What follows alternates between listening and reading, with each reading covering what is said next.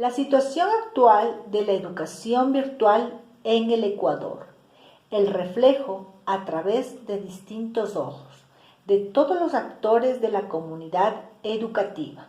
Este documental nos acercará más a la realidad y lograremos analizar desde diferentes aspectos las consecuencias de la crisis sanitaria COVID-19 en el proceso de educación de los niños de preparatoria.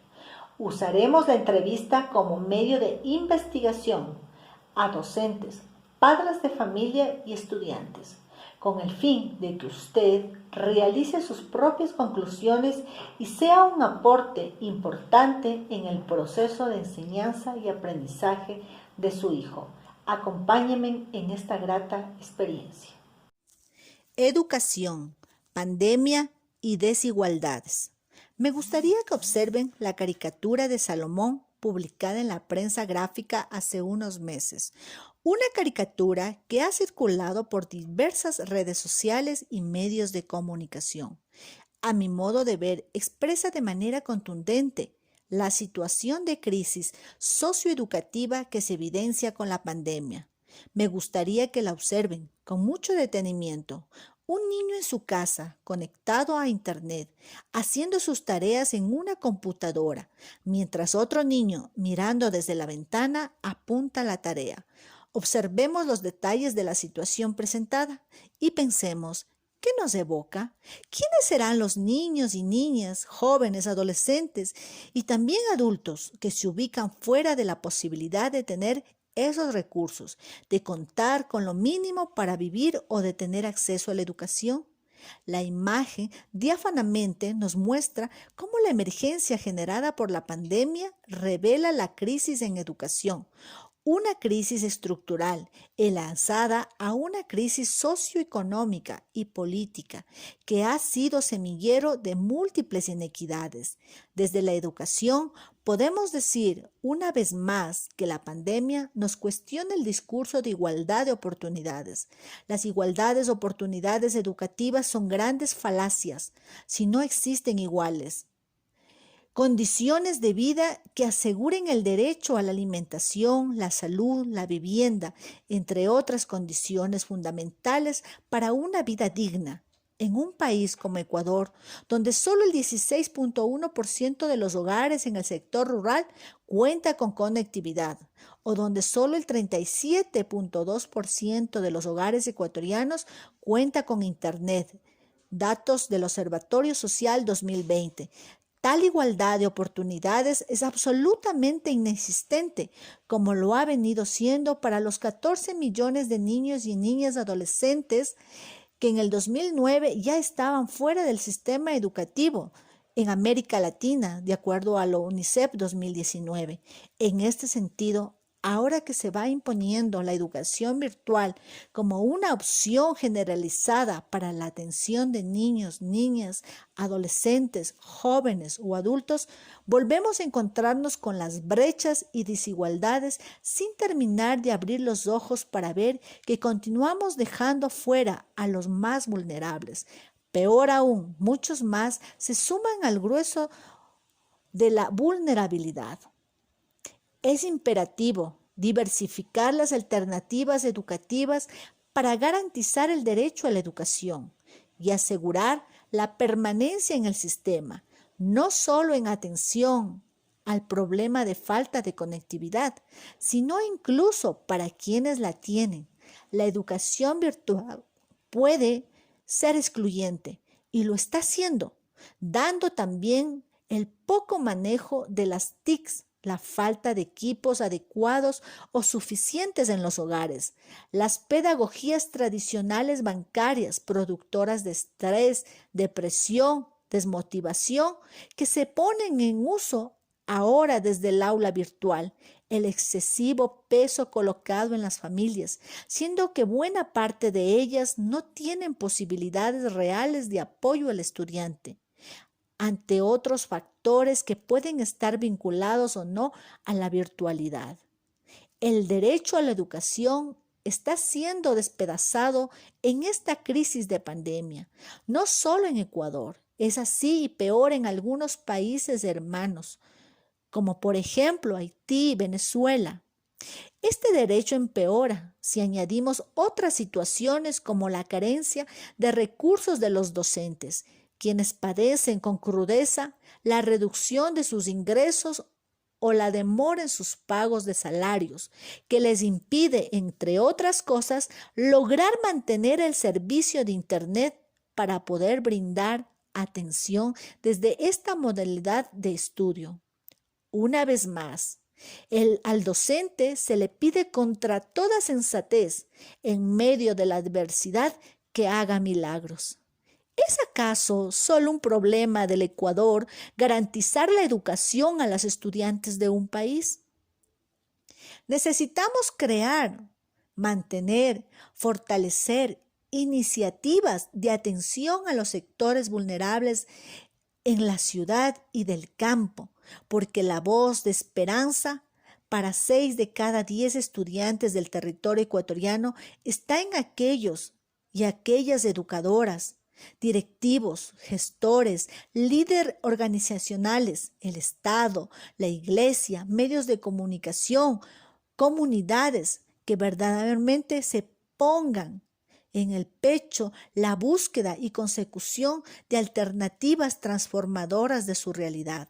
Necesitamos repensar la educación en virtualidad desde una mirada de compromiso con los sectores populares, poniendo en alto el pensamiento crítico para no ser avasillados en esta avalancha de virtualidad en la que nos encontramos.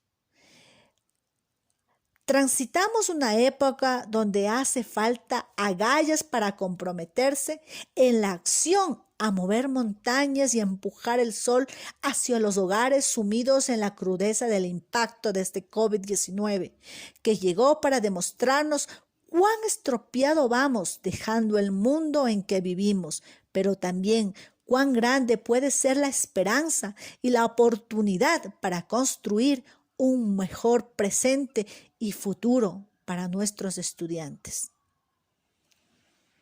A continuación tenemos la entrevista con la maestra Elizabeth Clavijo, maestra de preparatoria. Buenas tardes, Elizabeth. Buenas tardes, es un gusto para mí estar aquí en esta entrevista y colaborar con lo que sé. Ok, empezamos entonces con la primera pregunta. ¿Cómo analiza usted el escenario actual en donde la educación de básica preparatoria debe viajar a través del Internet? Desde mi punto de vista y ya con experiencia, yo puedo decir que ha sido un problema, no bueno, no esta educación virtual para los niños pequeños no es buena, ya que ellos cuando son pequeños aprenden más de forma concreta que abstracta. Entonces ellos necesitan tocar, mirar, sentir y también interactuar con el medio. Entonces, em, los niños pequeños no están recibiendo la educación que ellos merecen. Ok, la siguiente pregunta es, ¿el rol de ustedes como docentes actualmente es el mismo que en la educación presencial? ¿Sí, no o por qué? El rol es el mismo porque eh, se tiene que planificar, se tiene que dar clases, se tiene que calificar deberes, entonces se tiene que estar pendiente de los estudiantes, es el mismo rol como maestros. La siguiente pregunta. En el Código de la Niñez y Adolescencia estipula que la educación es un derecho para todos los niños y adolescentes. ¿Cree usted que existe esta igualdad de oportunidades actualmente? Actualmente creo que no, porque si hablamos de la educación fiscal, con experiencia yo puedo contar, ya que viajo constantemente a Ibarra, en los pueblitos de Ibarra, lastimosamente, hay niños que viven casi en las montañas y tienen que bajar prácticamente podría ser la ciudad a recibir clases, pero ellos no tienen el internet, no tienen los medios suficientes para poder recibir clases, entonces se les dificulta continuar sus estudios, y más bien lo que yo veo es que algunos niños no están estudiando, han dejado de estudiar, y es injusto porque ellos no tienen las posibilidades, como es el internet. Entonces, em, hay injusticia actualmente. Perfecto. Vamos con la siguiente pregunta. ¿Cuáles son los desafíos que ha enfrentado como docente desde la pandemia? Ha sido un desafío para mí autoprepararme. A pesar de que en el lugar donde yo trabajo nos han ayudado con talleres, he tenido que autoprepararme yo investigando, buscando información, buscando formas de llegar a los estudiantes para que ellos de esta manera virtual puedan entenderme lo que yo les quiero explicar. Entonces sí me ha costado mucho trabajo el autoprepararme, el buscar la forma de llegar a mis estudiantes. Eso ha sido bien complicado. Ahora que ha pasado ya un año, me siento más tranquila porque los primeros meses me llegué a estresar demasiado. Pensé en un momento que no podía em, llegar a mis estudiantes con los conocimientos necesarios, pero a la final, después de un gran esfuerzo, creo que lo logré, y yo pienso que todos los profesores están en la misma onda que yo. Entonces, nos ha costado mucho adaptarnos a esto. Ok, la siguiente pregunta. ¿Cuáles son las principales ventajas y desventajas de la educación virtual que considera usted? Yo creo que ventajas serían pocas. En este caso podría ser la comodidad desde, estando desde casa, em, conectarse fácilmente, ¿no? Especialmente yo hablo de las escuelas particulares, porque no es lo mismo si comparamos una escuela particular que una escuela fiscal. No todos los niños en las escuelas fiscales tienen, como te decía hace un rato, los medios suficientes para poder educarse, como es este el Internet. La mayoría no tienen Internet. Entonces, para los niños que están en escuelas particulares, tal vez sí podría ser la comodidad una ventaja, ¿no? Estudiar desde casa, estar cerca de su familia. Podría ser también el no movilizarse, también podría ser una ventaja.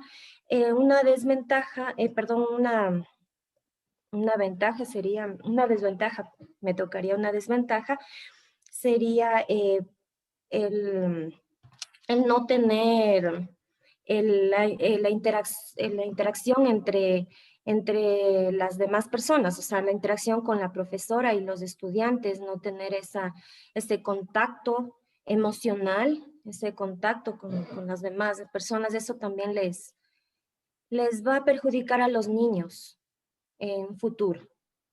Ok. Esa sería la desventaja más importante, se podría decir.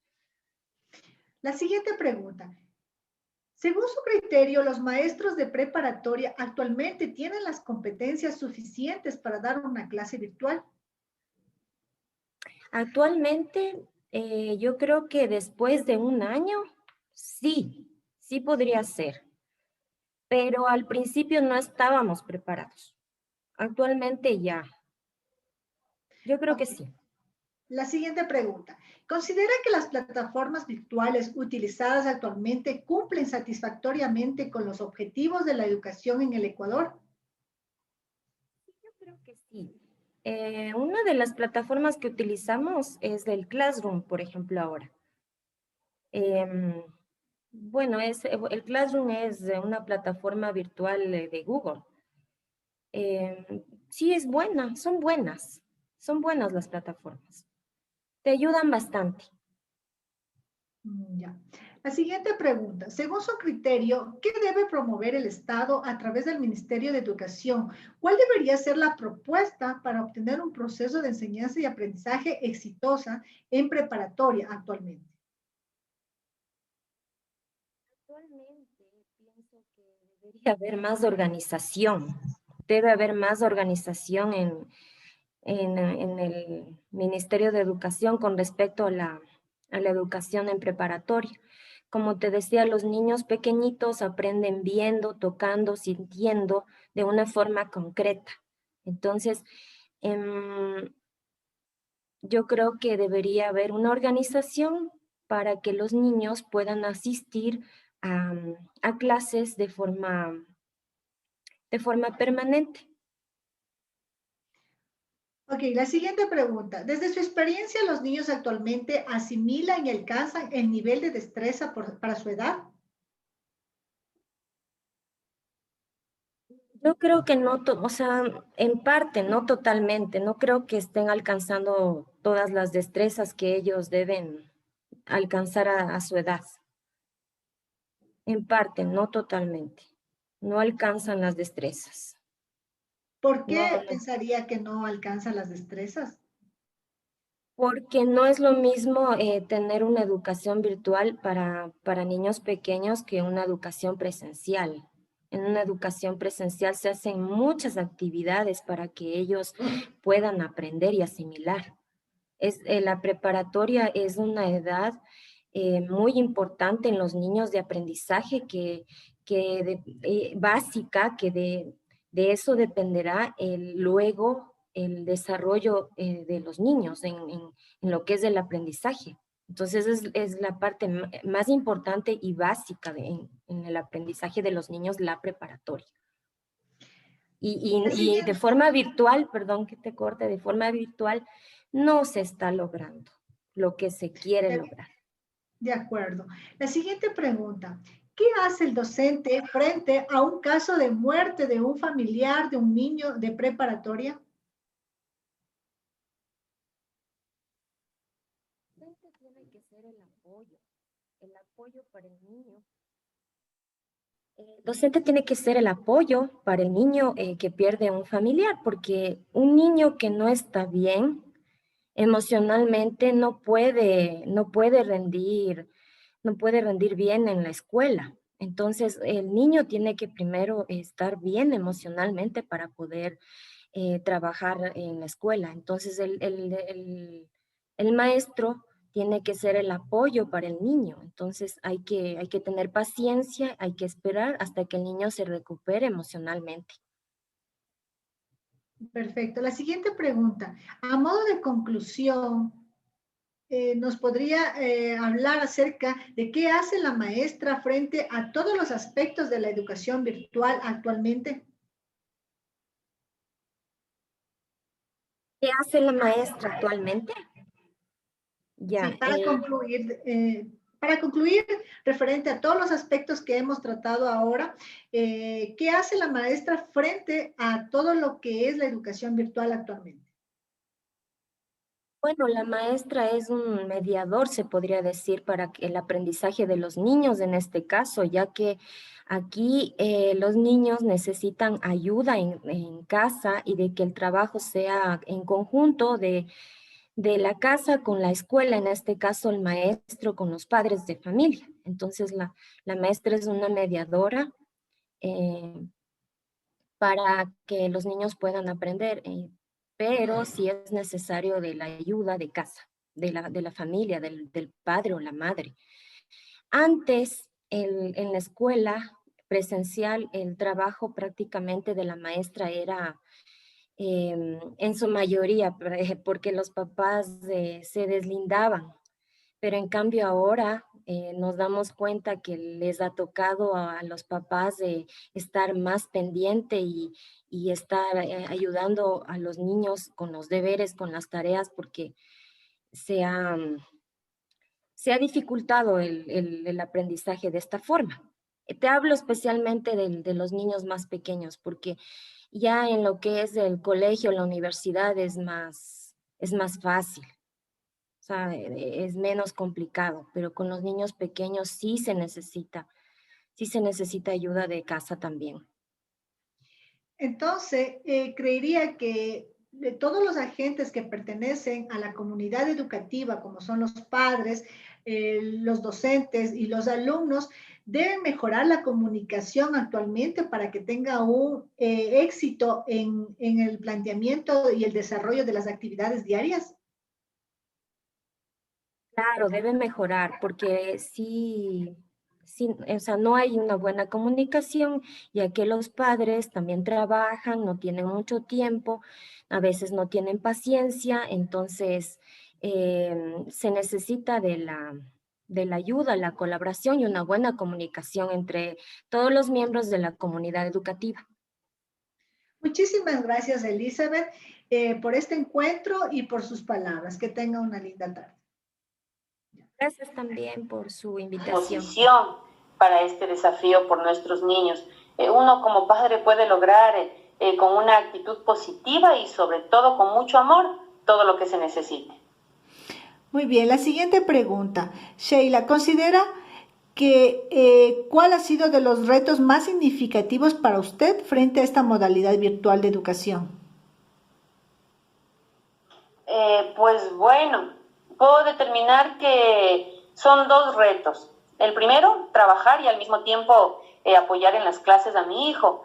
Y el segundo, lograr la concentración de él. Como te indicaba, yo trabajo y a la vez estoy con él, entonces esos serían los dos retos más significativos.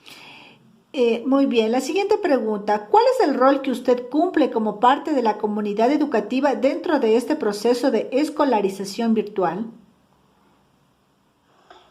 Pues bueno, considero que los padres cumplimos un rol muy importante, sin duda alguna. Yo creo que no se trata de reemplazar a los profesores, sino más bien los padres nos hemos convertido en una guía, un apoyo. Se disfruta bastante el avance de nuestros hijos y sin duda alguna creo yo que somos actores principales en este proceso de formación y de educación. ¿Qué consejos usted le daría a los maestros para que los padres se involucren más en el proceso de aprendizaje de sus hijos? Consejo. Bueno, consejo como tal ninguno. Considero que con esta modalidad virtual estamos en verdad involucrados, profesores, hijos y niños. Más bien, antes no existía como tal dicha relación. Yo creería que más bien ahora con el tema de la educación virtual estamos más entrelazados y tenemos una relación directa. Muy bien, la siguiente pregunta. ¿Cuál sería su evaluación de la experiencia de aprendizaje de su hijo hasta hoy por medio de la educación virtual? La educación que tiene mi hijo la considero que es muy buena en escala de evaluación. Es muy importante la calidad del maestro o de la maestra. Yo considero que de ellos depende casi todo este proceso. La capacidad para captar la atención de los niños, los métodos de enseñanza, la autoridad que tengan sobre ellos. Muy bien, la siguiente pregunta. ¿Qué tan útil considera que han sido los recursos de los maestros para enseñar a los niños frente a una pantalla? Muy útiles, Jimenita, muy prácticos, no costosos y de fácil acceso. Ok, la siguiente pregunta. ¿Considera que su hijo disfruta aprendiendo por medio de esta modalidad virtual? Sí, claro, disfruta bastante. Él siempre espera con ansias del momento de su clase, se siente importante cuando lo felicitan, cuando la maestra lo menciona o cuando lo toman en cuenta. Muy bien, y para concluir, en modo general y como conclusión, ¿qué ha significado para usted que actualmente su hijo se eduque a través de la modalidad virtual? Como mencionamos al inicio, sin duda alguna es una experiencia nueva, es un reto para mí como madre. Puedo considerar de verdad la labor de los maestros, la cual estoy muy agradecida sin duda alguna, así como también puedo disfrutar el avance que tiene mi hijo, su crecimiento en el aprendizaje, puedo guiarlo normalmente desde mi casa y sobre todo lo tengo conmigo, a mi resguardo y a mi supervisión con mucho amor. Muchísimas gracias, Sheilita, por tu intervención, muy amable, y que sigas participando con tu hijo y siendo la guía idónea para llevar este proceso de enseñanza y aprendizaje lo más exitosamente posible. Gracias, Sheila. Estamos aquí con la señora Mari Clara Santamaría Ramos, abuelita de John Andrés con una edad de 5 años. Ella me comentaba que es la guía diariamente en la educación virtual de su nieto, ya que los padres del niño trabajan todo el día. Señora Mari, coménteme, ¿cuál ha sido su experiencia de esta opción de aprendizaje que es la educación virtual para su nieto de 5 años?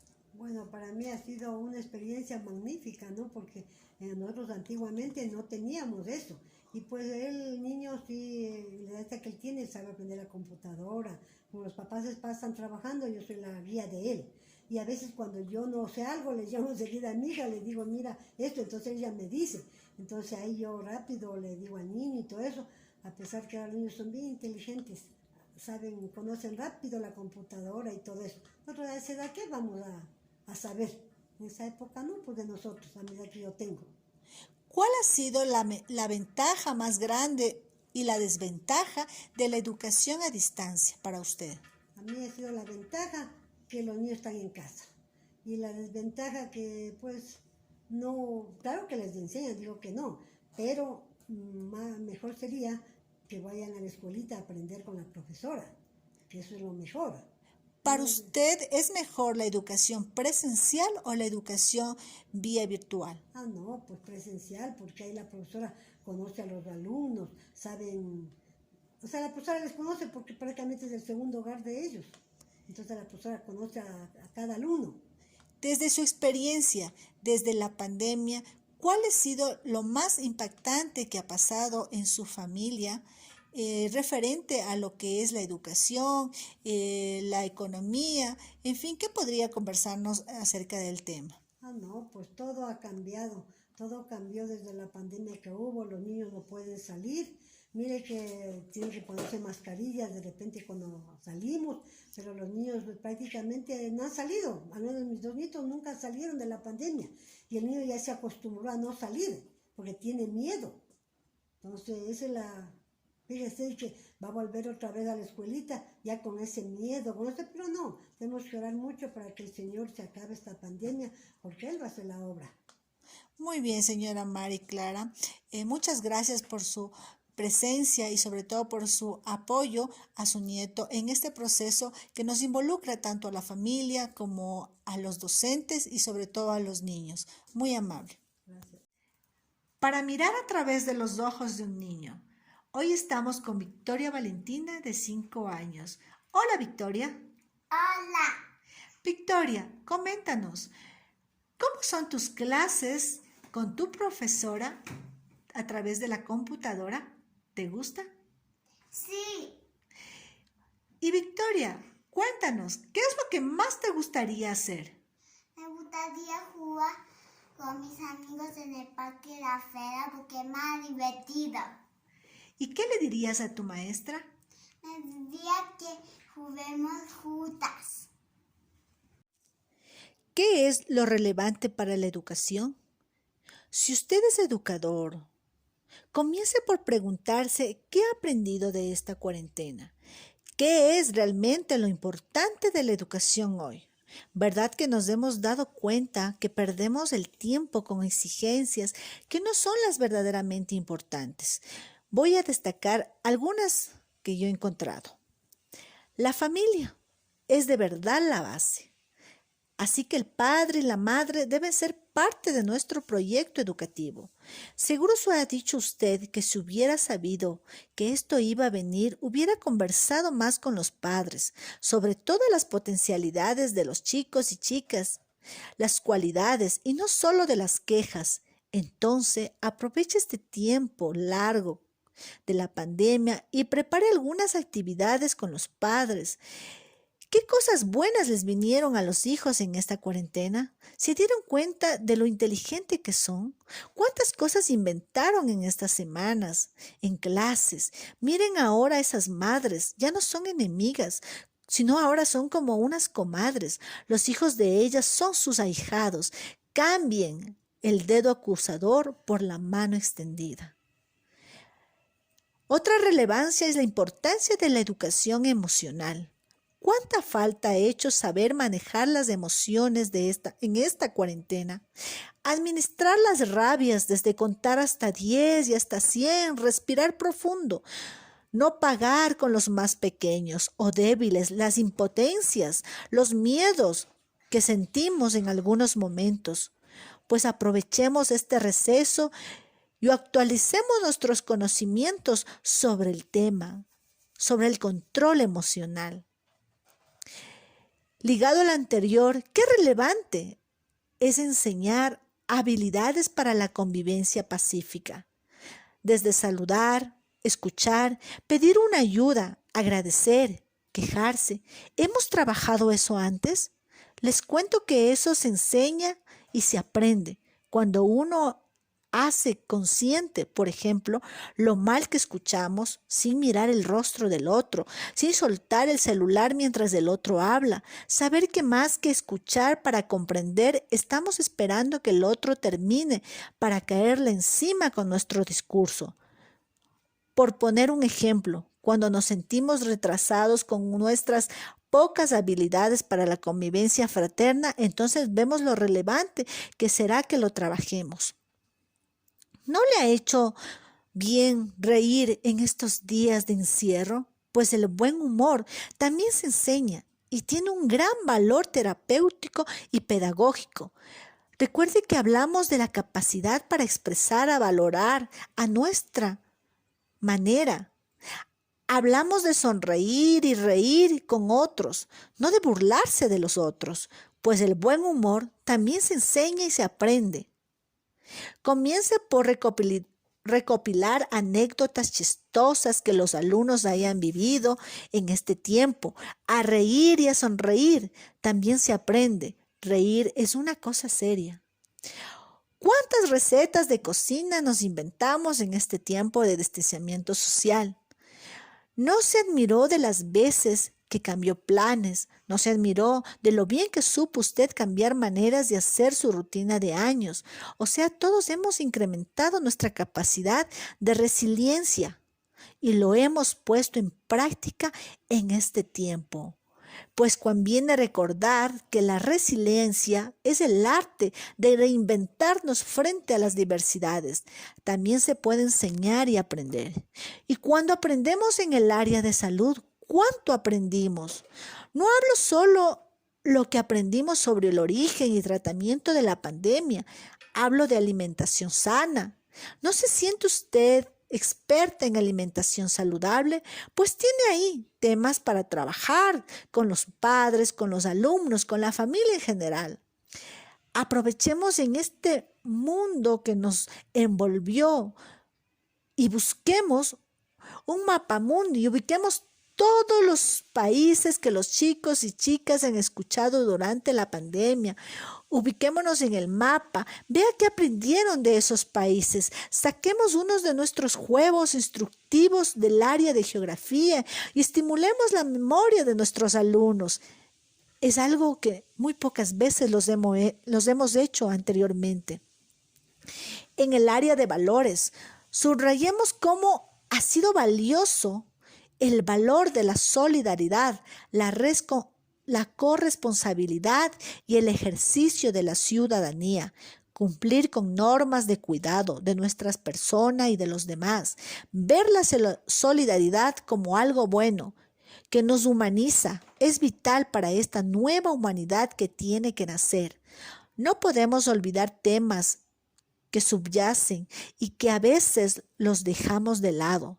El cambio climático, el maltrato a la casa común. ¿Saben ustedes que con la cuarentena en tantos países hay ciudades que han mejorado su ambiente? Cuanto más podemos avanzar en tratar mejor el planeta, no debemos seguir postergando este tema, dejándolo solo para el Día del Ambiente. La cuarentena es posible que nos haya hecho caer en cuenta de la imperiosa necesidad de formarnos en nuevas tecnologías de la educación, una tecnología para acelerar el aprendizaje, para hacerlo más flexible. Tenemos mucho que aprender los educadores. Nuestro rol tiene que ser más de inspirar, acompañar, orientar y sobre todo sonreír. Muchísimas gracias por compartir con nosotros este documental. Un agradecimiento especial a quienes formaron parte de este documental y a través de su experiencia pudimos comprender la realidad de la educación virtual en el Ecuador. Muchas gracias.